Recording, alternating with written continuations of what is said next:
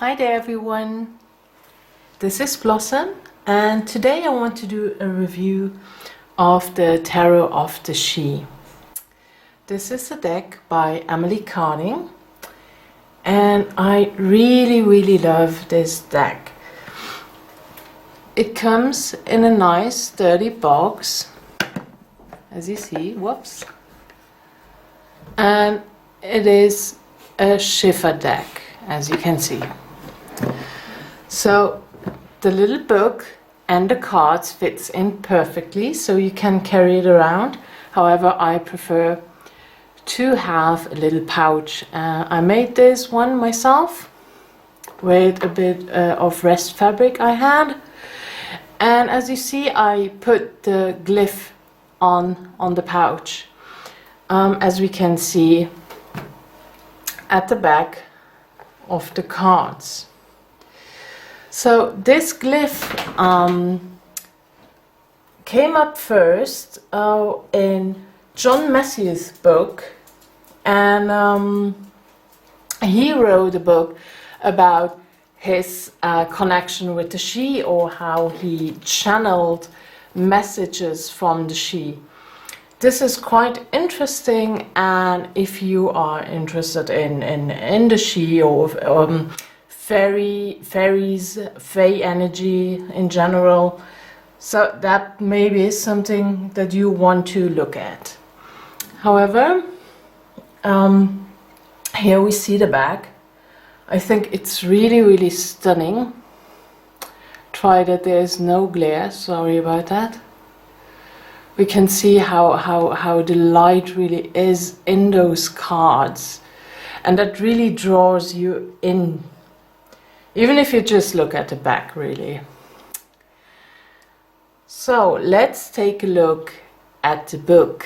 Here we go. This is the book. It's not that big, but there's quite a bit of information in here.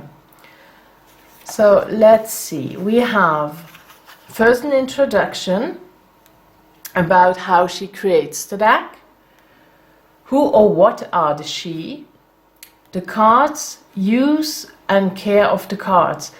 So when she writes about who or what are the she, that is not a lot of information. So if you are interested in that, get books, inform yourself over internet, because there are quite a bit of information out there.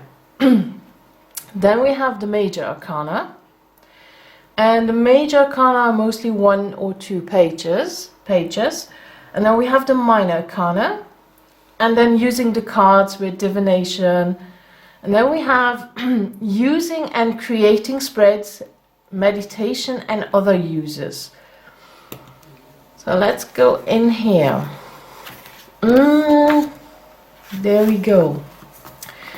Let's see, for the elder, for example, that would be the Hierophant.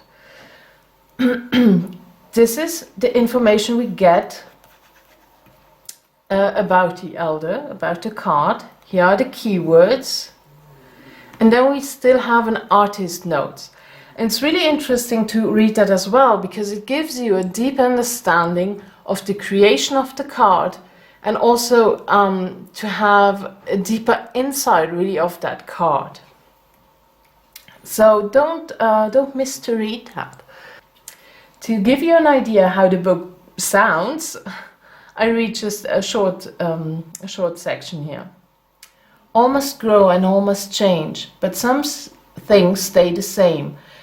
My name may be learned, but which would you know? I am the sage that listens deeply, and I am the ancient tree that speaks.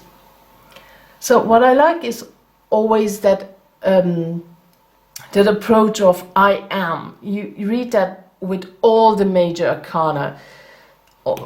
It doesn't matter which one, it always says I am. I like that approach. And with the elder, we have tradition, knowledge, system, history, myth, study, teacher, initiation, religion and ritual. So that's, I like that really. As we go further, we see the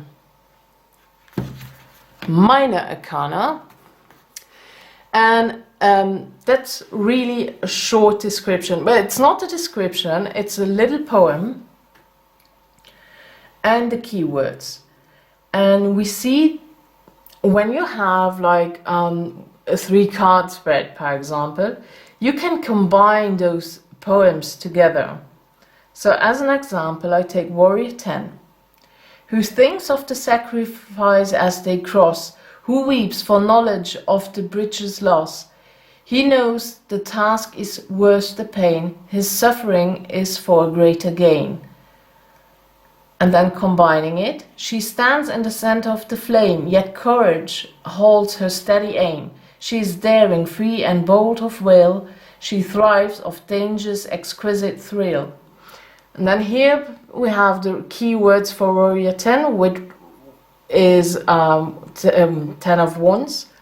Responsibility, greater good, spiritual mission, sacrifice, burdens. So I like that really, that we have those little poems, and that's why I still use the guidebook, not really to read the keywords, but for those poems, because I like to read them out loud even to the clients. So then we come to using the cards, and she talks about the single card, the 3-card spread, using and creating spreads, and then she also has spreads in here. We have the career spread, and then we have the hexagram relationship spread, and we have the septagram spread of the whole self. And this is really a great spread. I did this spread when I was in Glastonbury, and I was up at Glastonbury Tour, and it was quite a powerful reading, I really have to admit that. So that is a great spread. And then here we have a bit about meditation and how to enter a card. And mostly she will just say that you should enter the card through that glyph, and we will see later where they are on the cards. So let's have a look at the major arcana. We start with the Fool, and we can see how light he is. He's just jumping over that cliff here, and he has these ribbon wings instead of the typical fairy wings, and we will see that more often. When you have a close look, you see how this leg is straight and this one is twisted. It goes into the other direction. She talks about that in her guidebook as well. So in the major arcana, we can always find the glyph somewhere in the card. And here we can see it on his chest at his heart chakra. So I really, the art is quite different from every deck that I have. It is, I don't know, but when you read about it, you understand how those images and this specific kind of art came to life when you read about how she channeled really those images. That's really interesting, I think. Here we have the Magician, and I love it how he doesn't have the tools lying around there, but everything he needs, he has already. It is within himself. He doesn't need anything from the outside. So we can see the water element, fire, air, and earth. And I really, really like that. This really makes the change the world, to change yourself to change the world. That really makes sense here in this card. We can also see the glyph here on his throat, so on his throat chakra.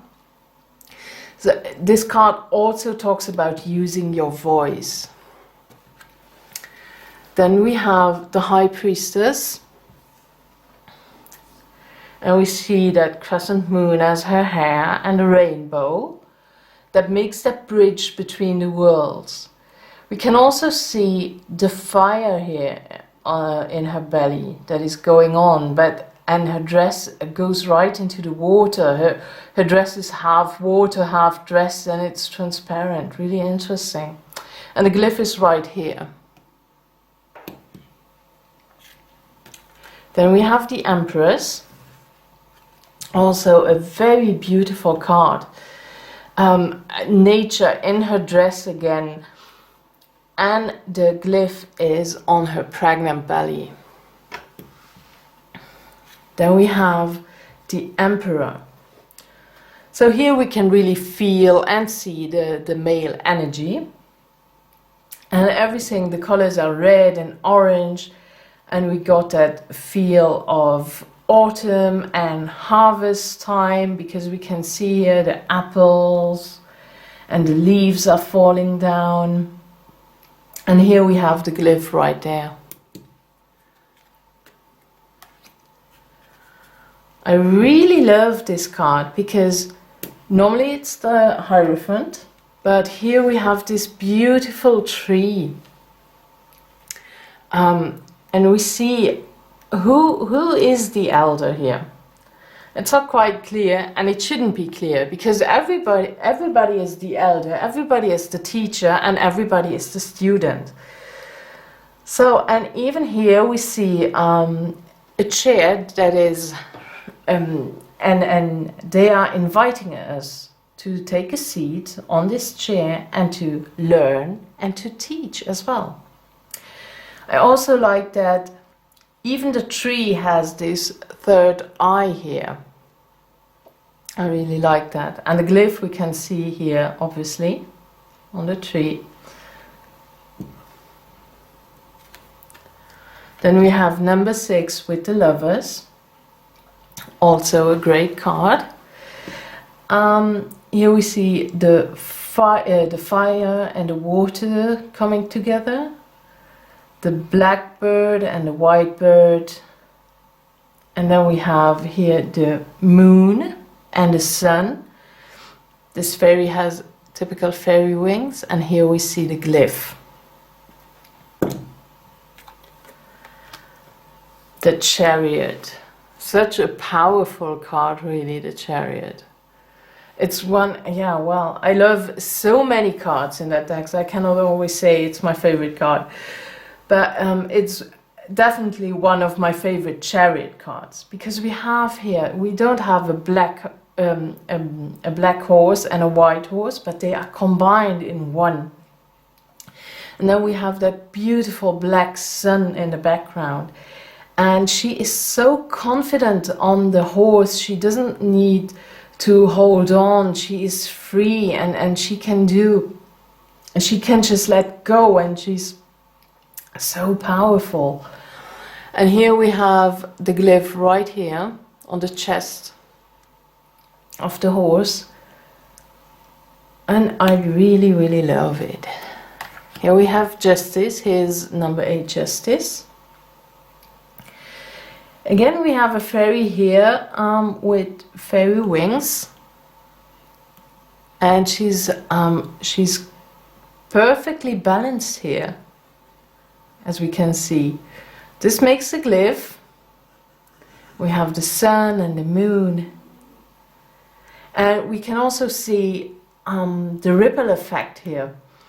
When we talk about, you know, everything we do has consequences, either good or bad, but you know, everything makes an effect. And the Hermit card. So in every deck, I especially look at the Hermit card because I feel so connected to the Hermit, and it is also my birth card. So here we have the glyph right here in the water.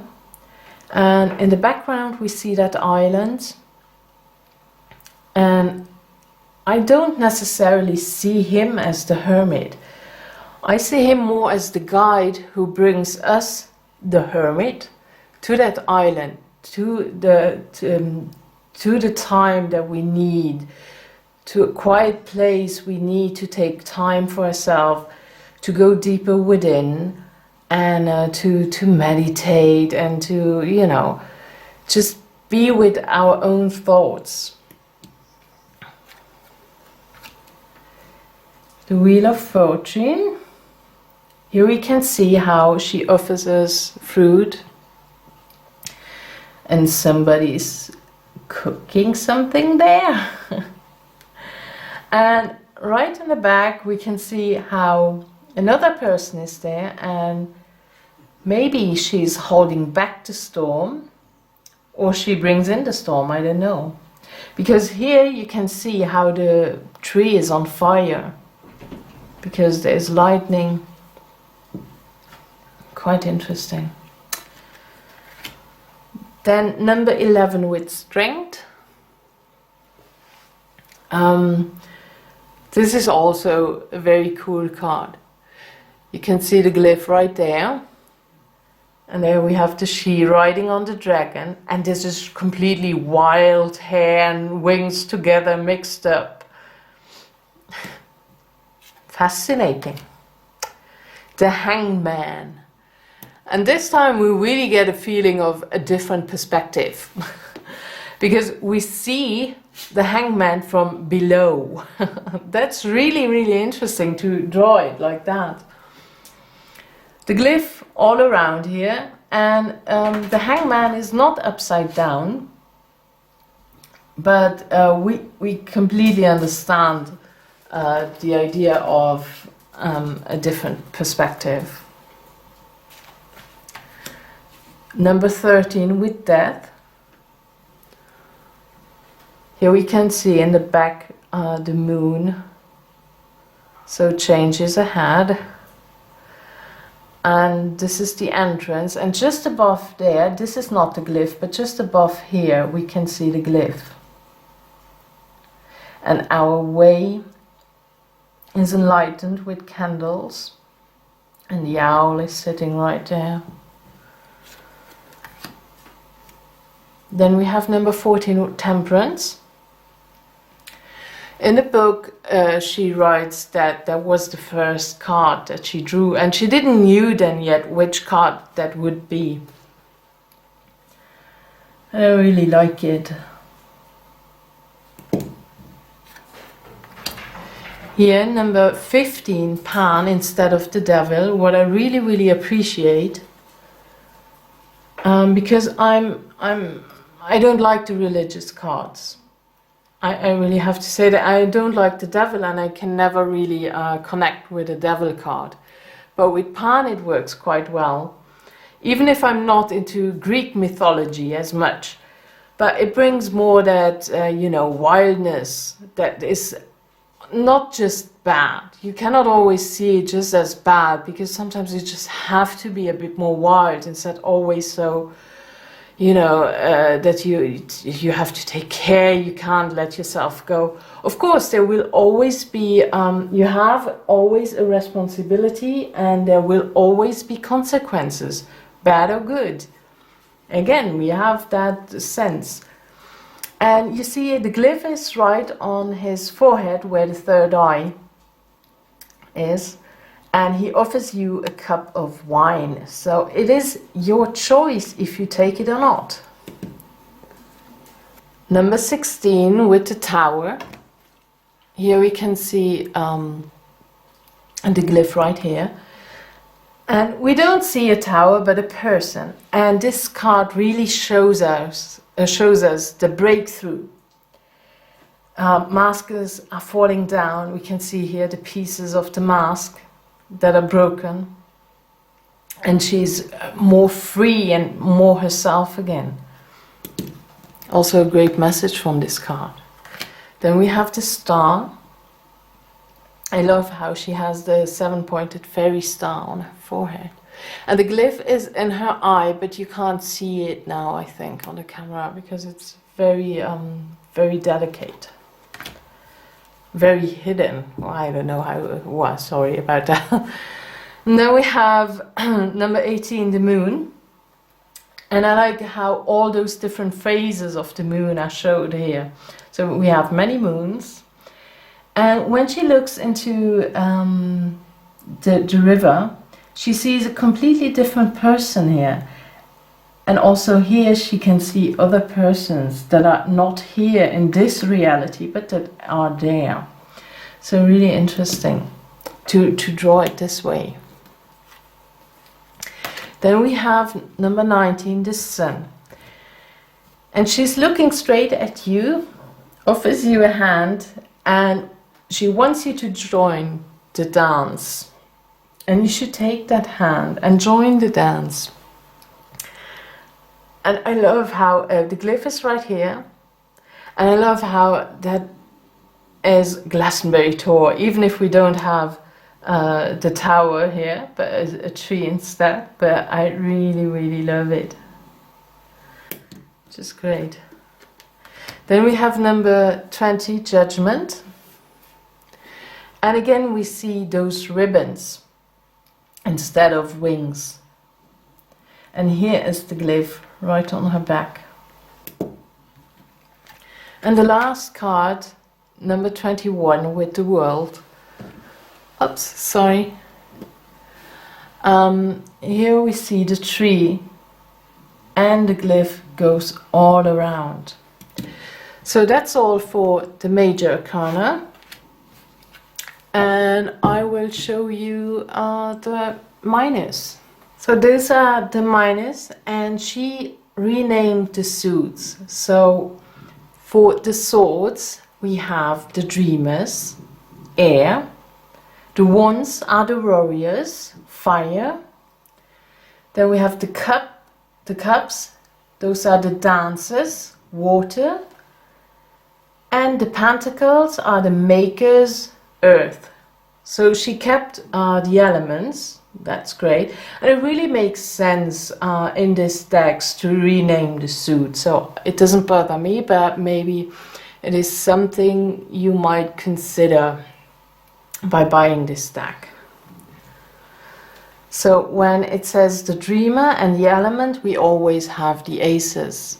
And this is a beautiful ace of swords, or the dreamer.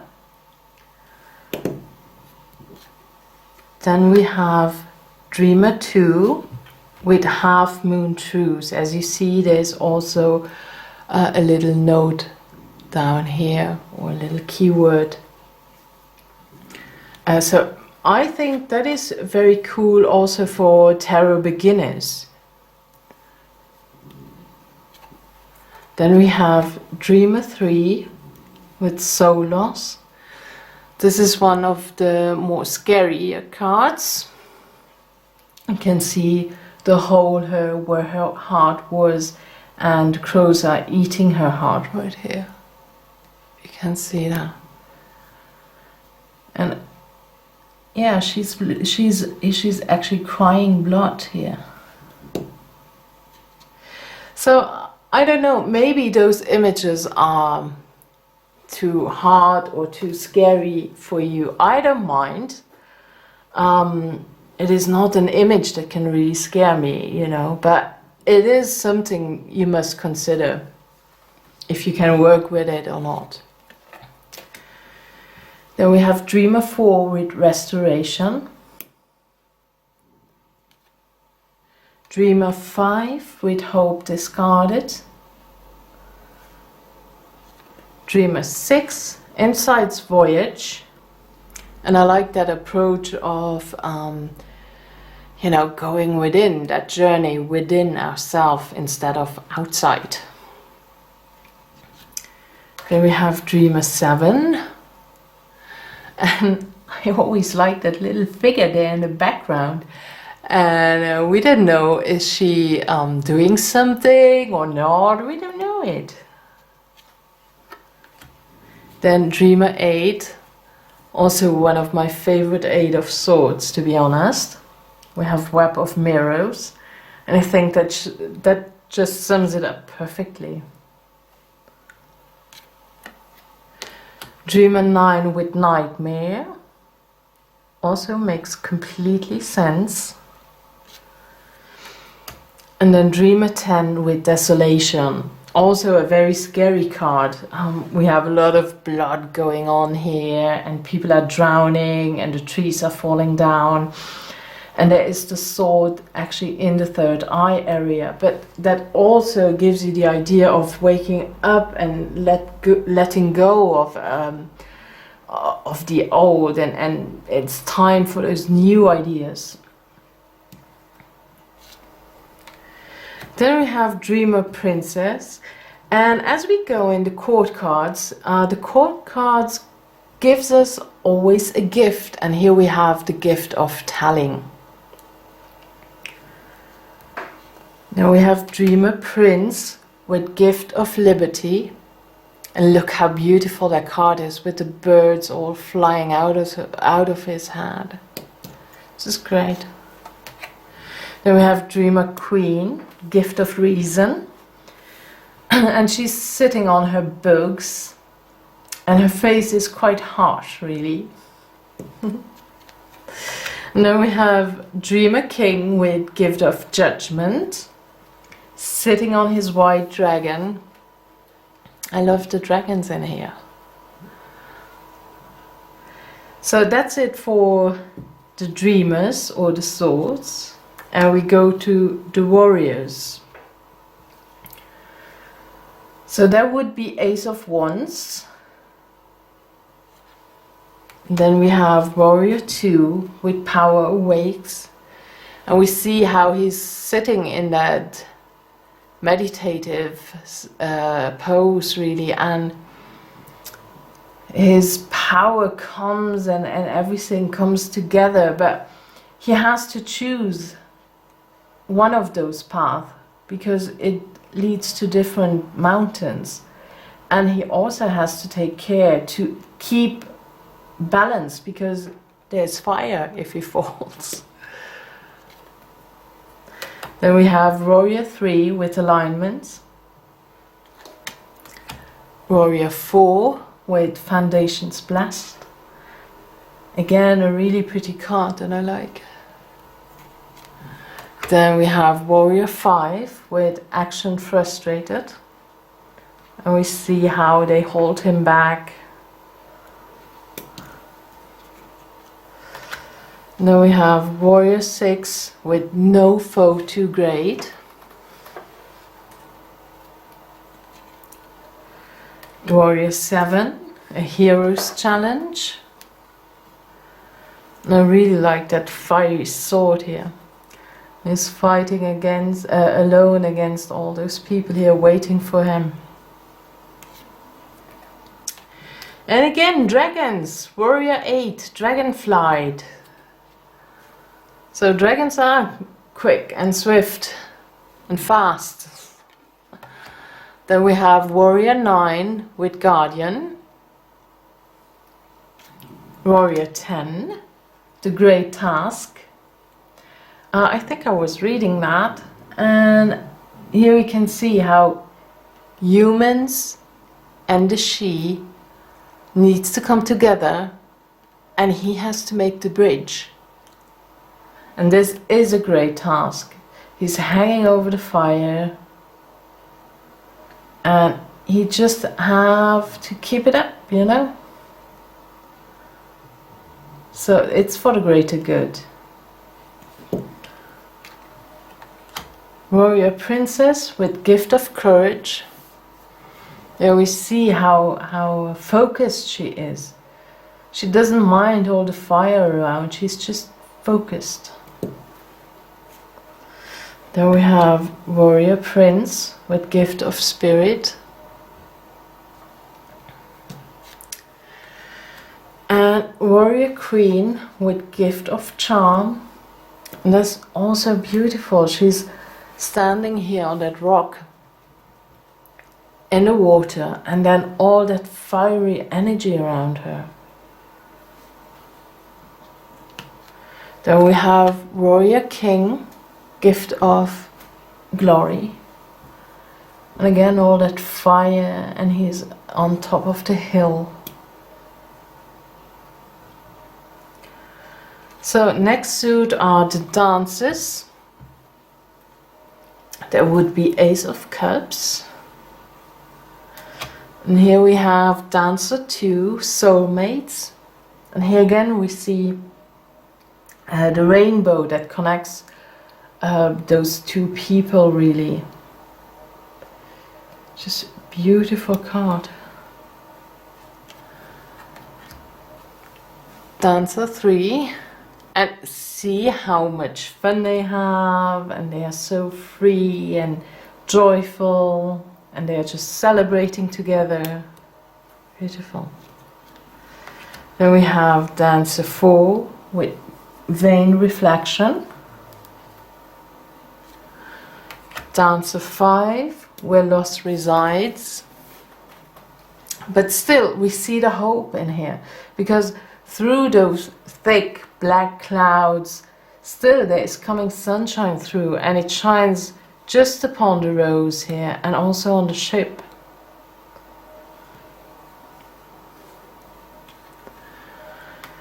Dancer 6, Born of Joy. And this is one of two cards I don't like that much. It's just because of the child here.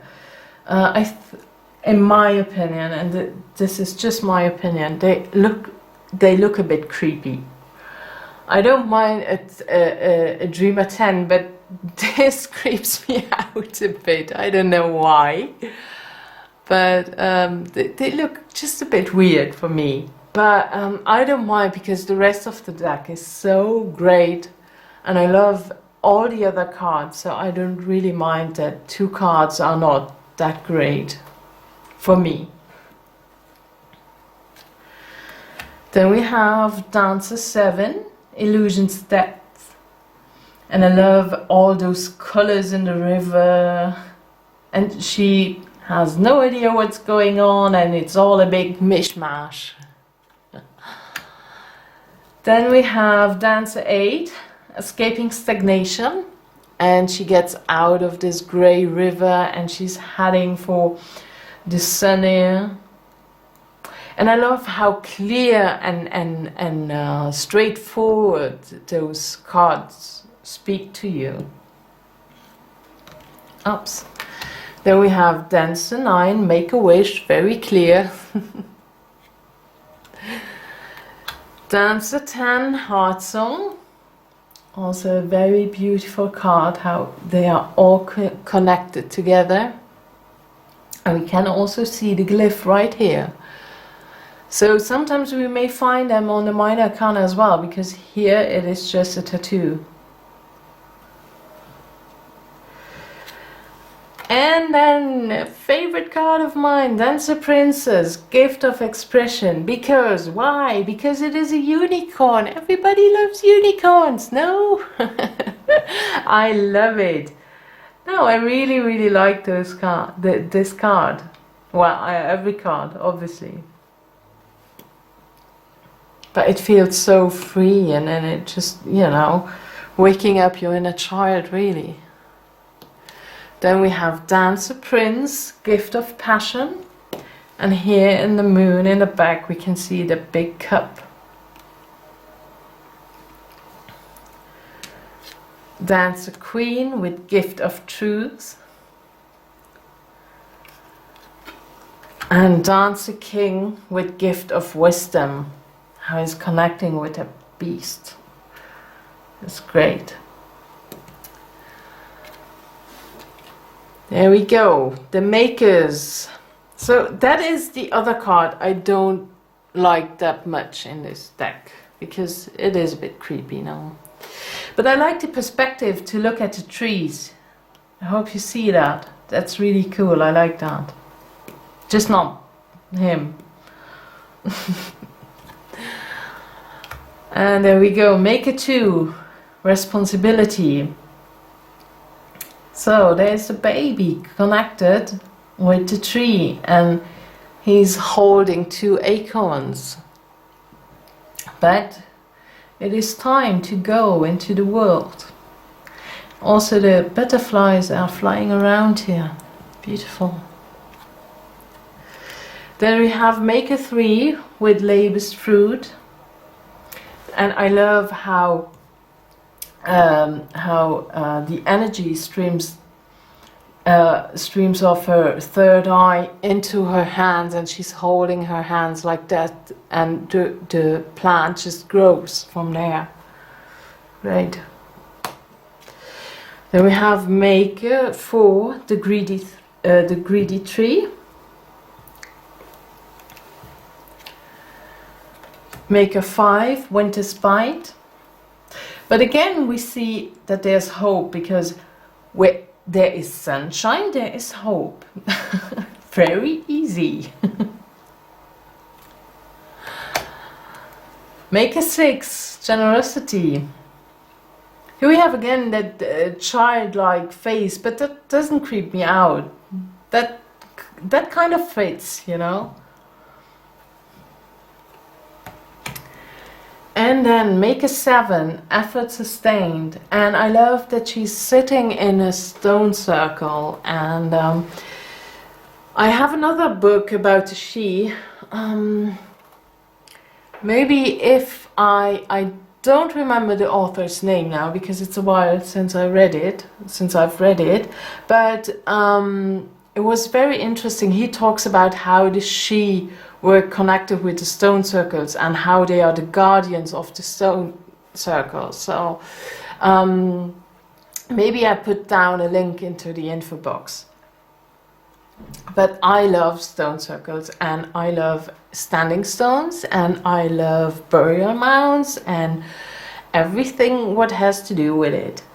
So I always like when something like that turns up in a tarot deck.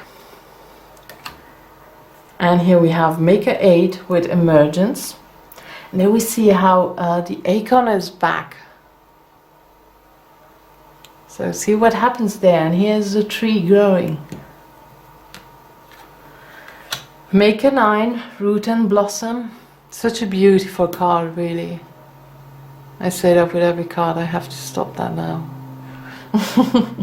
But this is the only card where there is where there are no persons. So it's so quiet. It's so peaceful, really. And then we have Maker 10, Kingdom Prospers, and they are having a good party. And here we see the trees in the background have faces there and there. That's always good when a tree has a face. It's always good. Maker Princess, Gift of Creativity. And I like her. She's just beautiful with her big pregnant belly surrounded by crystals, and she's even holding crystals. And then her long green hair. I like it.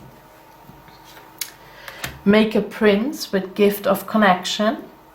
And we see that little hedgehog there, and the wolf and the owl on his shoulder. And he looks like he's talking with the tree right now. Then we have Maker Queen, Gift of Healing. And this card turned up a lot lately in clients' readings, so that is really cool. Look at her green hair all blossoming, just amazing. And the last card, Maker King, Gift of Skill. And he's making his own crown here. I like that. I really, really like that. So those were all the cards, and I hope that was helpful for you. And yeah, just for the cardstock, they're very glossy, but it's a nice quality. They are not too thin, not too thick. I like it. So you can shuffle them. Just want to mention, normally they don't come black. I edge them with a permanent marker. So yeah, normally it's white. And at the beginning they are very glossy and a bit harder to shuffle, but after a while it wears off. So that's alright. And I just want to say thank you very much for watching this video. It was my first video, my first review, and I'm open for any suggestions that you have, and I want to apologize because clearly English isn't my first language, and well, sometimes I will stumble over my words, so I'm sorry for that.